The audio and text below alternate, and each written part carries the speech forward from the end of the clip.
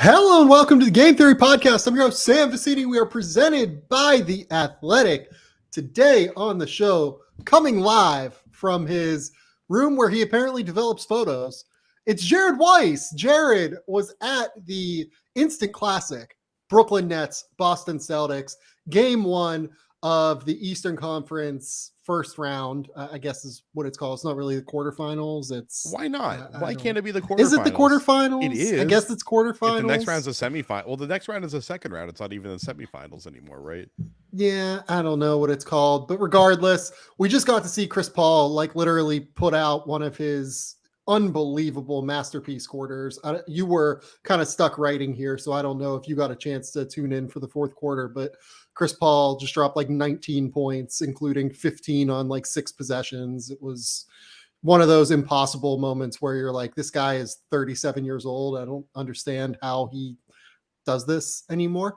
The first games of the playoffs here have been absolutely incredible. We've had some blowouts for sure. And frankly, I didn't really think that New Orleans ever even really had a chance in that game against the Suns. There were a ton of sweet picks.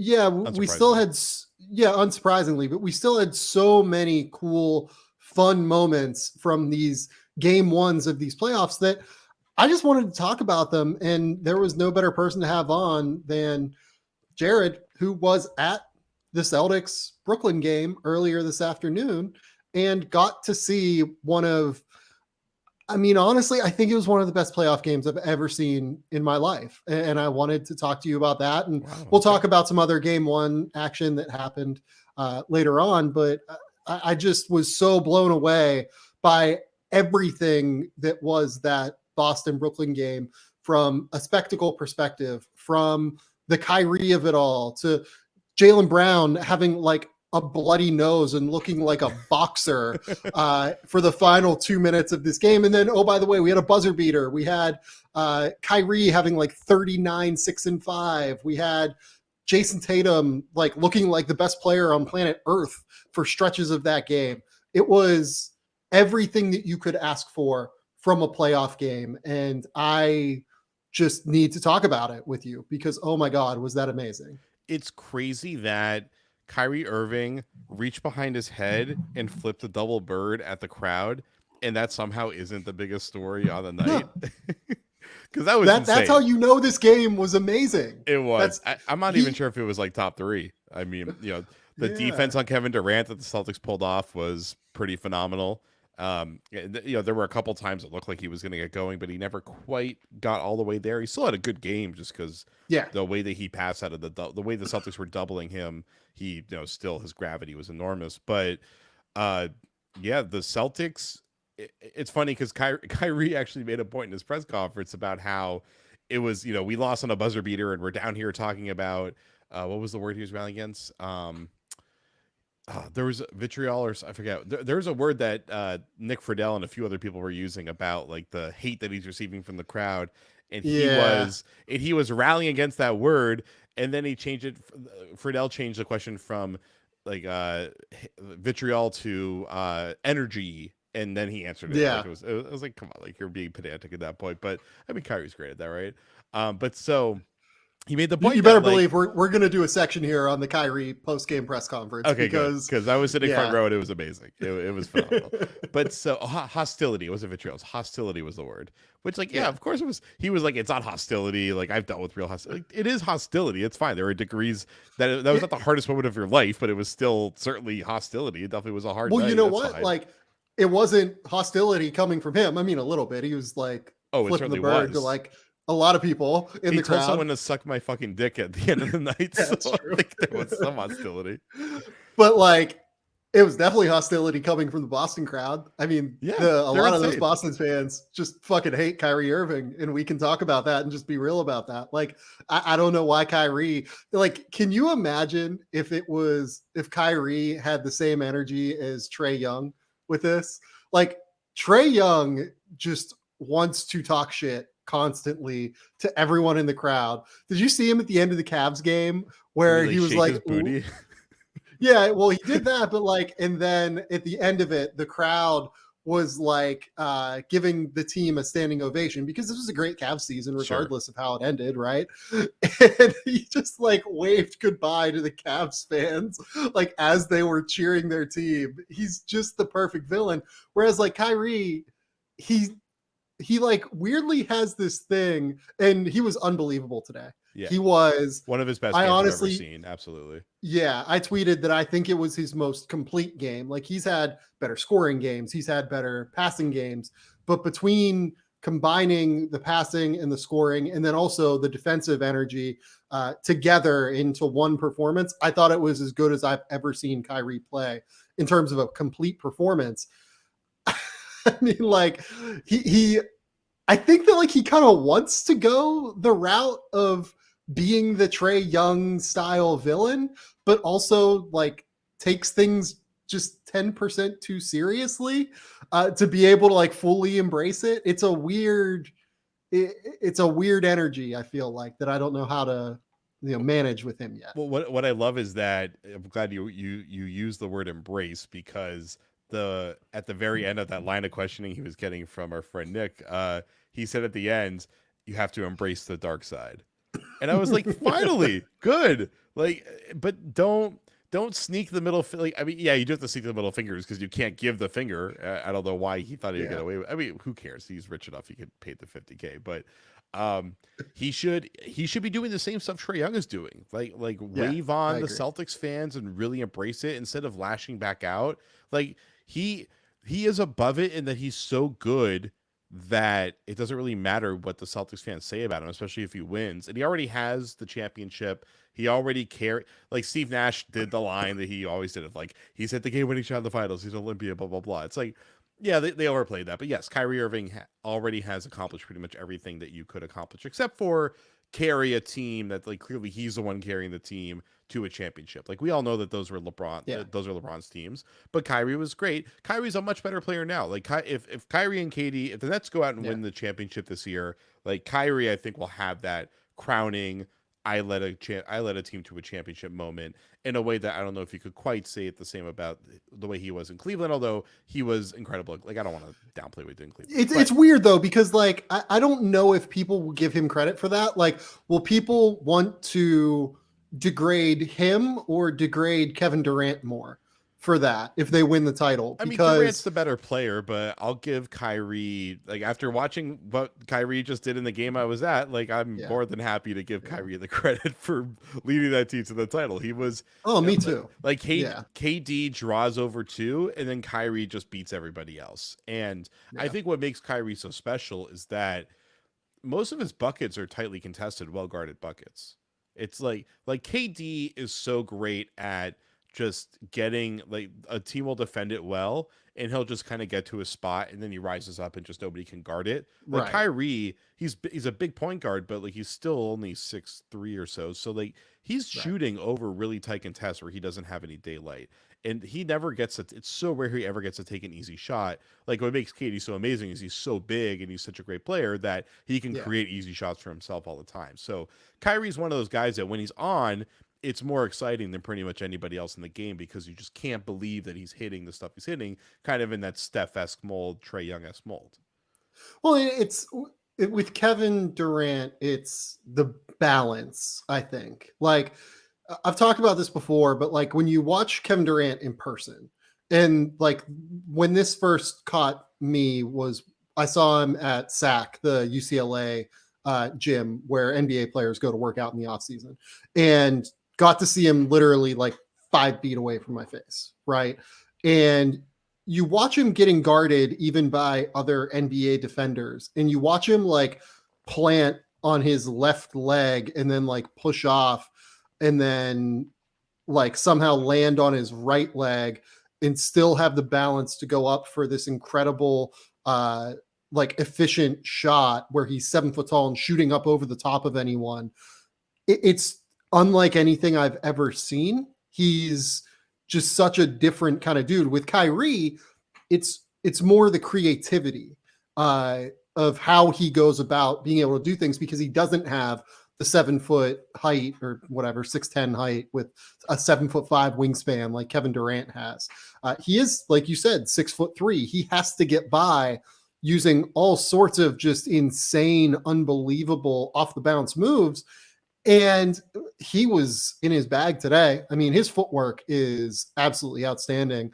And just the way he thinks through beating guys like Marcus Smart, who is probably going to win Defensive Player of the Year in the NBA this year, off the bounce, just like the way that he kind of thinks through those moments and reacts to like just even the slightest like hesitations in, like, for instance, like Marcus Smart, like dropping his hips just like 10% too much, and Kyrie realizing that he's 10% too far on his back foot, and then being able to hit the step back immediately, and then being able to react when Marcus Smart way overplays the step back, and then going left to right with a crossover and just getting past him. It's the reactivity mixed with the creativity is just something that is so unique with Kyrie. And he's an incredibly special player. You know, whatever you want to say about the vaccination stuff, and he seems like he's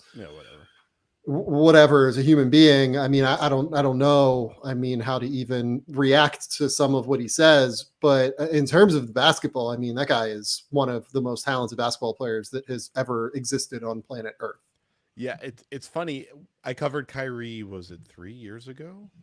Yeah, it's been it's been 3 years like since that. I covered Kyrie, and I actually didn't really enjoy his play style that much when he was in Boston. I just thought he was really wasteful with his movement and just cared too much about painting a picture and obsessed with his artistry and things that I think are really beautiful from an artistic perspective, and I really love that. But just I felt like he was always more excited about making a beautiful shot rather than making the best shot. And well, and with Kyrie in Boston too, I think he was more about, he wanted to prove that he could be the number one guy more so than it was in Cleveland. That because of what I'm saying. I think it was his I guess basketball ethos was a little bit too fixated on his own individual craft, perfecting that, than actually doing like what KD does. Really, KD hits a bunch of boring shots like throughout the game, and then he has 40 points all of a sudden, and he makes a few exciting plays. But the point I was going to make is that I think Kyrie has turned the corner on that, and just a lot of the games I've watched this year, I just feel like he's a little bit more subtle, he's a little bit more direct. His physicality has gotten better. Like, he is so powerful. And that really showed defensively in this game, where in the fourth quarter, his defense was unbelievable.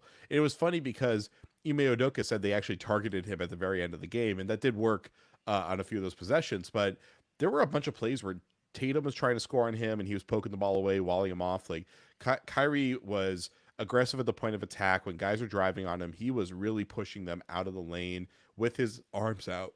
Because the Celtics got away with a lot of hand checks in this game, and they did call it a couple times, but Nash really made a point of that after the game.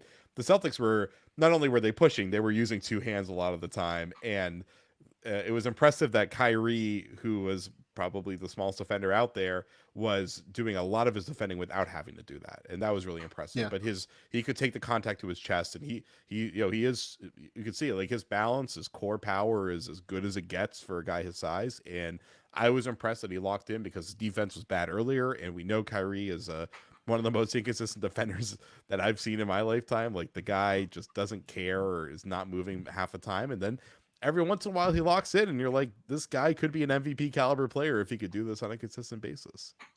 Yeah, like I thought that last season, even before this season, where I feel like it's hard to really know what to make of Kyrie's numbers, because he was playing every other game and thus had kind of an intrinsic advantage compared to other NBA players, because he got more rest than they did. And the NBA season is a grind, and it's really hard, right? But I thought even last season, like, he had kind of peaked in a way that was something new. Like, he went, over the course of 54 games, he went 50, 40, 90 on 27 points per game and 6 assists. Like, what we saw from him last season was unbelievable. And I think that level has sustained this year in such a such a tangible way now. He is genuinely, I mean, he's one of the best guards in the NBA, like no question at this point. There were times I thought, in the Boston era, in the Cleveland era, where there might have been a case for him being slightly overrated, but there's not anymore. He is genuinely, when he is on the court and playing, if he plays 65 games this year, he's a no-brainer all NBA guy, I think. Like, it's just not even close. That's how good he is. That's the level he's at now. And I don't know how Boston won, but they did. Like, Boston weathered the storm. Like, we've spent 15 minutes talking about Kyrie now, and let's break the game Boston down. won. Let's break the game down, because this game, Yeah. what's so weird is the score makes sense in that the box score is like really even and all the totals, like it's almost exactly the same across the board. Same number of shots, same free throw shooting. I think same amount of steals, like pretty much same, like all the basic box score stats are pretty much the same. But the interesting thing is that Kyrie has 39. Like, Kyrie had pretty much a perfect offensive game. KD had a mediocre shooting night. Nobody else really stood out. The Celtics had 4 guys with 20 points. And it was really interesting to see the dichotomy in the second unit between these two teams, because Boston's strength the whole year has been they have a really good 7.5 man rotation. Derek White has been a good offensive conduit. Grant Williams has been a really good floor spacer, and he's been good attacking from the corners. And Peyton Pritchard can get hot from 3. So we knew they would have like a 7.5 man rotation going into the series. It pretty much played out exactly as I expected, except that Tatum sat for 3 minutes in the first quarter and then didn't sit again for the rest of the game, which was unbelievable. Right. And then he only hit 2 shots, or I guess if you start from the last shot of the third quarter and then the last shot of the fourth quarter, those are the only 2 shots he hit over that entire period, but they were the ones that mattered. But the point being is that the Celtics were ironically the team that was like almost a little bit top heavy in this game, while the Nets were the ones that got like Goran Dragic and Nick Claxton being huge offensive contributors for them. And so it makes me wonder how this series plays out, in that we do know that if KD figures it out in game 2, which I'm sure he will to a much stronger degree, is Kevin Durant, he's the best guy in the world. Is Brooklyn going to be the better team because they're going to have the depth advantage offensively, at least off the bench, and they're going to have the 2 most potent guys in the series. Well, and it's kind of silly to start the Celtics conversation this way, but I thought the most important guy in this game was Al Horford. He had 20 points and 15 rebounds. I thought that he absolutely, in every way, was kind of the most important player that Boston got in terms of playing above his level, right? Al Horford's a really good player. He's not a 20 and 15 guy. Even against Nick Claxton, against Andre Drummond, like, he really took advantage of what those guys brought to the table, particularly on the glass, which is something that in the past we've had questions about with Al Horford in general. So for him to control the glass in the way that he did, I thought that kind of changed the game in such a substantial way. Now, will he be able to continue that? I have my real skeptical thoughts on that. And, obviously, without Robert Williams around, he's kind of going to need to. He's absolutely going to need to continue playing, maybe not at a 20 and 15 level, but if he can go 15 and 7, like that's a huge output for Boston, I think, in this series. So I thought Al Horford was absolutely almost the most important player for Boston in this game. For them to get that performance from him, that's what I worry about with sustainability out of the 4 guys that dropped 20 points. Can we get Al Horford to do this on a regular basis consistently for Boston without Robert Williams around to consistently spell him in the way that they might need? I wouldn't expect him to average 20 a game for the playoffs, but this is the thing I've been asking Al. I ask this question a lot. I think he gets annoyed by it, but Al every year paces himself in the regular season and then just looks like a completely different player in the postseason. He is he's jumping 3 inches higher. He's running way faster. He's banging. I think it's a big thing is Horford doesn't bang very much. He's like a ironic finesse, like anchor Yeah, big yeah, yeah. man. He doesn't make a ton of contact because I know he's mentioned this in the past. Like he's aware of the nicks that you pile up over the course of the regular season that does wear you down, and so he's been really good about avoiding that, especially now that he's in his mid-30s. And he was like ferocious in this game. And Yeah. I knew that we were going to get playoff Al because he's like, yeah, I do kind of pick it up a little bit, but I don't want to downplay what I do in the regular season. But I knew we were going to get it because one of the very first plays of the game, he makes a big play in transition, gets a foul call, and just walks right up to the crowd and just starts flexing. And usually that's like a That's like fourth very un quarter. Al Horford Exactly. move. Yeah. Al loves to do like the close flex where he like kind of puts his like he like curls his hands up by his like chin and he's looking down at his his biceps kind of Yeah. thing. That's like his signature move and he breaks it out every once in a blue moon when he really wants to set the tone. So the fact that he was doing that right away, you knew it was going to be a big night for him. And they needed it because Tice did not play well, and then Grant Williams had a pretty solid game, but he is still not shooting well. He hasn't been shooting well for a little while. I think he went 0 for 4. So defense was pretty good. He moved the ball well, but just like he's not hitting a shot. So they were really, really counting on Horford to set the tone in the paint because they were able to take Andre Drummond out. Drummond didn't have a good game. Claxton had a very good game, and credit to him. But a lot of the time, Claxton was basically the perimeter defense would let the drive get to Horford. Horford had to step up.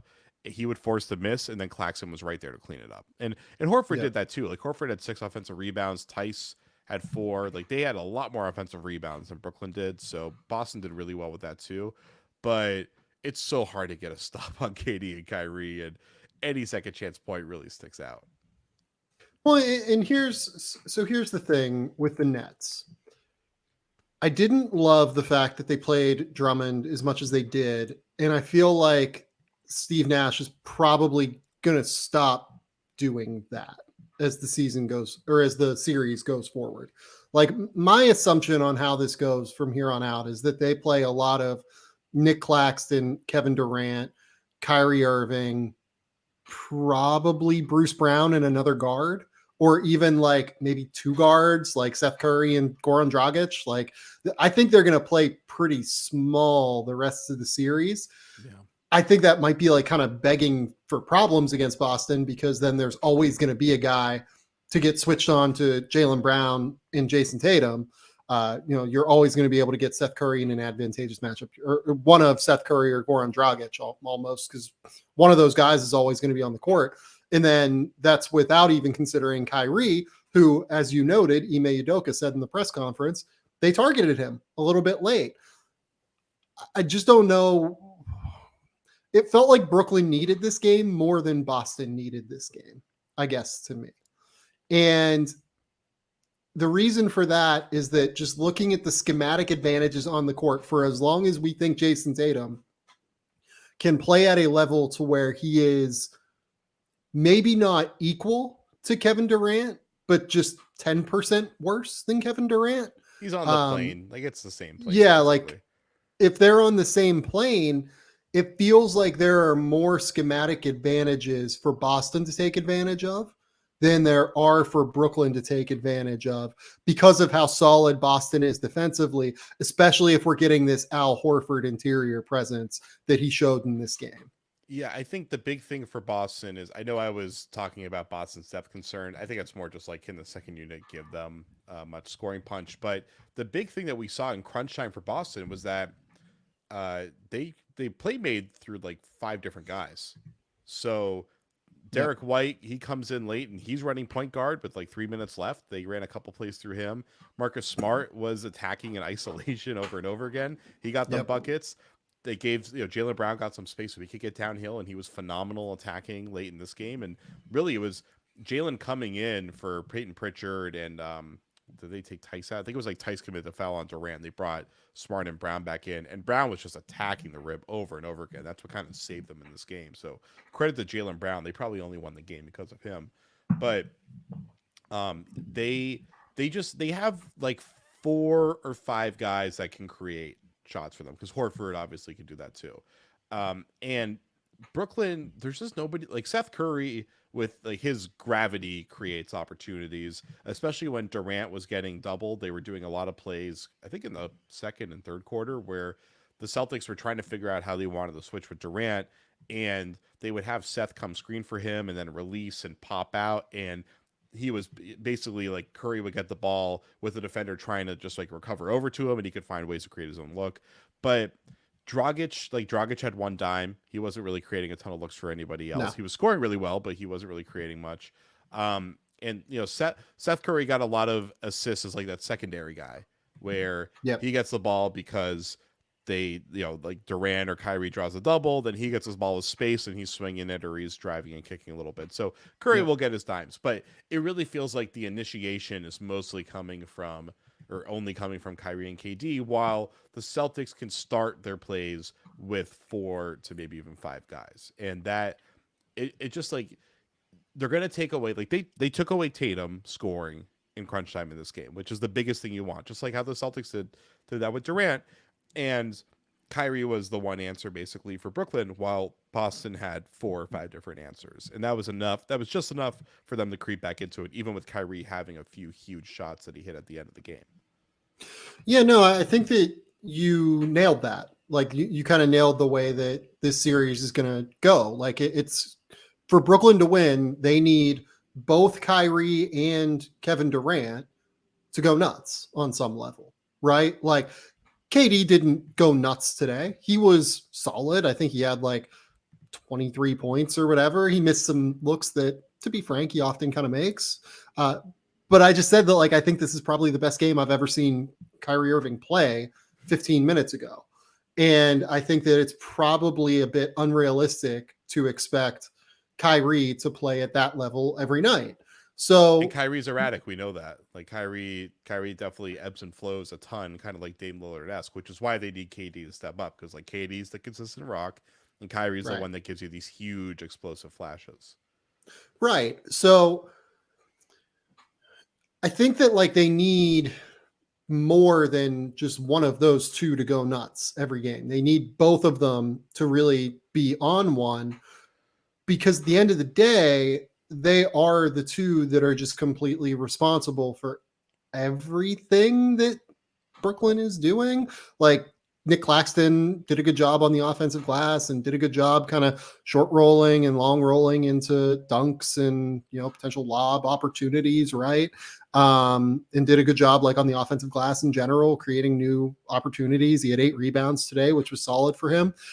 But I just, it's hard without, it's just going to be hard for them, I think, to be able to stop Jayson Tatum and Jaylen Brown in this series because of the size that they're going to have to play with. Like they can't play big. If they play big, that involves them playing Andre Drummond, and that's a disaster for them, I think. Like they have no chance if they play Drummond in this series. I agree. If they could find like just something like a former all-star playmaker, elite defender, if they could find something like that available to them to add to this rotation, then they would probably be good. That's why. And by the way, but you mentioned the offensive side. I was talking about Blake Griffin, by the way. Oh yeah. But they need Ben Simmons' defense more than anything. Like they need the guy that can act as the release valve whenever Boston puts 2 on the ball, when KD and Kyrie are running ball screens. And then they need to be able to short roll Ben into that mid-range area and either let him attack the basket where he has like an advantageous situation because he's 6'10" and a freak show athlete, or he can make plays as a passer because we know he's an unbelievable passer, right? On top of that, defensively, he's just one less like disadvantageous player to have on the court for the Brooklyn Nets. Like, I think there is a world where you can play Nick Claxton in the dunker spot, Ben Simmons as the screener for Kevin Durant and Kyrie, with the other Kevin Durant and Kyrie on the weak side, waiting for a ball reversal from Ben Simmons if they put 2 on the ball, right? And then you have to hit Ben Simmons on the release valve in the short roll. So I think that they just need that extra defensive player out there. And Ben can bring that. Like they just need one more guy, one more dude to be able to not be out there and just looking to get hunted, because there are going to be lineups here for Brooklyn in crucial situations. And we saw it at the end of the game where realistically they have 3 guys that Boston can hunt. Like, you can hunt all of Kyrie Irving, Seth Curry, Goran Dragic, Patty Mills. That's 4 guys. Oh, by the way, if Andre Drummond's out there, you can hunt him as well. So that's like 4.5, but I don't think they're really ever going to close with Drummond. So let's say 4. If you have 3 of those guys out there, which I don't think is unrealistic in a lot of late game situations, if you have 2 of those guys out there, even, it's just going to be really hard. And then we saw it late in the game on the final possession where they kind of overplayed everything, because the reason that Ime Udoka didn't call a timeout on that play was because he saw Jaylen Brown had an advantageous matchup coming down the court where Goran Dragic had to pick him up in transition. Yeah. And because of that, Brooklyn had to overplay down to help Dragic in order to try and slow down Jaylen. And that led to a ball reversal to Marcus Smart, which led to a heavy closeout onto Marcus Smart. He pump faked, and then Kevin Durant gets beat back door by Jayson Tatum, who gets the easy layup to win it. There are just too many disadvantageous matchups out there for Brooklyn, I think, unless they get Ben Simmons back, which is why the Ben Simmons thing is such a question, and why, even though he hasn't played yet this year, and I've seen a lot of people say that it would be crazy to play Ben Simmons because they haven't played him at all with these lineups together once this year. But they already have a player that plays exactly the same way as you want Ben Simmons to play, and Bruce Brown. Like, yeah, but it's just different because he's bigger. He's so much bigger and so much better defensively. Yeah, exactly. Like, you kind of need that guy out there, I think, because if you have Bruce Brown out there, that's just like a total zero offensively, in a way that Ben doesn't necessarily have to be, because, like, I feel like teams don't really guard Bruce Brown to score on the short roll in the way that you kind of have to guard Ben, because he's just so big and strong to score on the short roll around the rim. Well, the thing is, Brown doesn't take that many threes, but he's been shooting the 3 ball pretty decently since he got moved into the starting lineup a couple months ago. He's shooting like 42% on a couple attempts a game. So he's like, and he did have a nice 3 in this game. So it makes me wonder, could you space the floor with him? Because he's play them together. Yeah, he's a smart cutter. Because then, so you could do that with Curry or Claxton. I mean, Durant was so good defending the rim for most of this game. Like, he was phenomenal at the rim most of this game. I feel like you could close games out like that. You don't have to close games out with Claxton. So, and also Simmons can defend the rim too. Yeah.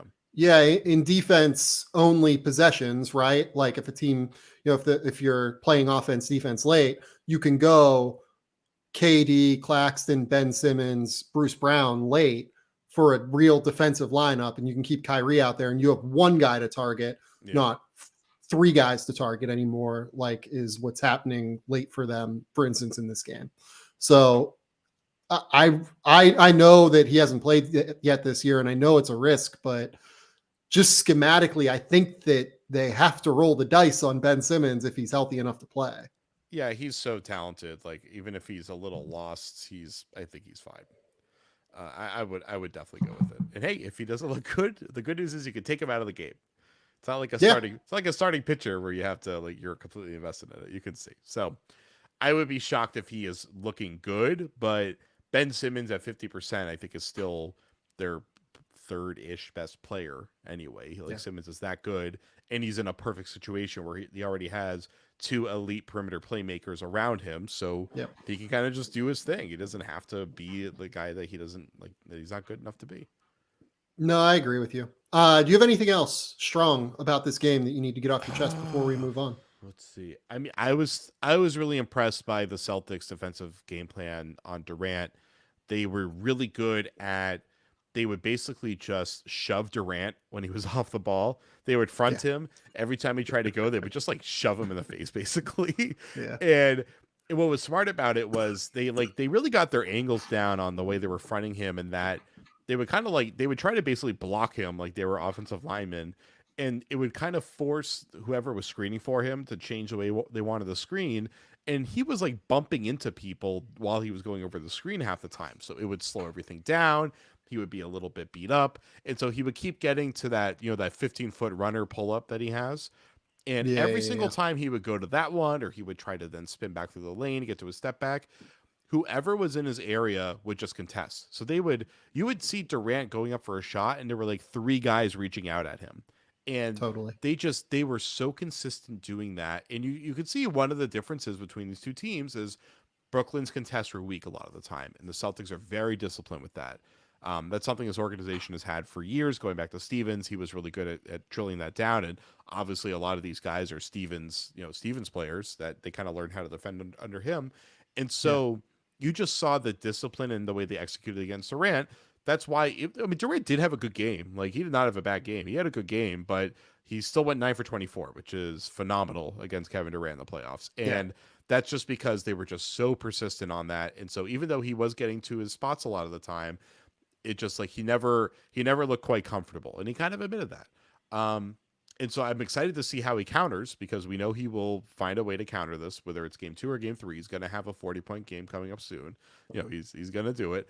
But then the Celtics are going to find a way to counter back, and that's going to be interesting, because they started the game with Tatum on him. It was like him and Tatum guarding each other the entire time, each way. That was unbelievable. It was amazing to watch. Like, that's Yeah, where you can we, see, like, we should Tatum. talk about Jason before We will. And stop like, this. I think Yeah. like we know that Tatum is at that level now, and like I think this game made it. You could clearly see it there. And I guess at this point the difference between Tatum and Durant is more like who can completely run the offense the entire time, including when the teams are doubling the ball out of their hands, and who can really finish in crunch time. Otherwise, like, they're performing at a pretty much the same level right now. But so um, they took Tatum off of Durant, it seemed like, for a lot of the second half. It had the bigs going on him. So Grant Williams was covering Durant initially before they would make the switch. Horford was doing it. Like, I think they were just trying to rough him up as much as they could throughout the Yeah. game. And so it's going to be interesting to see the accumulative effect of that when we get deeper into the series, because I can't remember if I said this before, but like you were saying, the Nets needed this one more. No, I think the Celtics need these early ones as much as possible, because Simmons is coming back soon. So they need to be up by 2 games by the time Simmons gets back, or else they're in trouble. Because look how tight it was without Simmons. And like, yeah, maybe Rob Williams comes back for game 5 or 6, but Simmons is going to have a much bigger impact on the Nets than Williams is, because like Simmons is still a better player than Williams, so Williams had a great year, but also like Al Horford did such a good job filling in for Yeah. Rob Williams, while nobody is really doing what Simmons does for Brooklyn. So it's like things are going to change drastically, and the Celtics need to run ahead of those. Let's finish on Jayson Tatum, Cool. because before we move on to some of these other games here, what an unbelievable player Jayson Tatum is. Like, I just can't I can't get over how much he has developed and continues to add to his game every single season. The passing is what stood out just from the first half in this game, right?